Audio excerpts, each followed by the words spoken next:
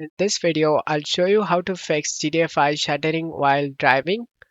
To fix it, right click on the game and select open file location. Check my video description for this mod. Right click on the ScriptHookV and select WinRAR and select open with WinRAR. Open bin, drag and drop all these files inside and then go back up. Open the audio fixes, drag and drop this shutter fix inside.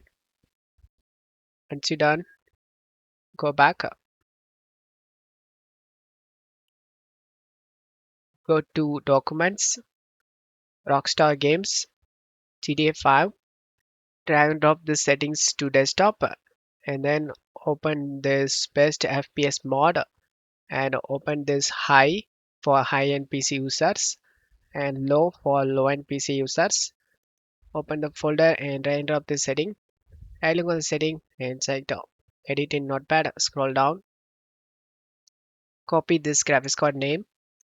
Once you're done, close tab here and right click on the settings over here and select show more options.